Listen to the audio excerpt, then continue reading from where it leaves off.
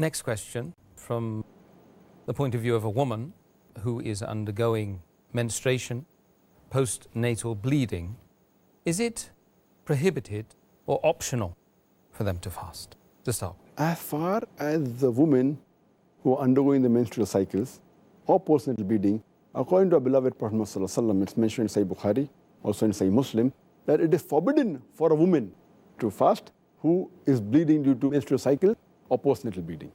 So it is not optional, it is forbidden. And the reason is because when the blood flows out in a lady, in a woman, she loses a lot of blood. And on top of that, if she fasts, it will not be good for her health. So Allah subhanahu wa ta'ala, it is His mercy that He has exempted them and made it compulsory not to fast. Otherwise, it may be damaging for the health. And Allah subhanahu wa ta'ala does not want to overburden any of the human beings. So that's the reason they are exempted from fasting. And even in the middle of the day, if the menstruation begins, they have to break their fast. Even if it begins a few minutes before sunset, they have to break their fast. But they have to compensate later on.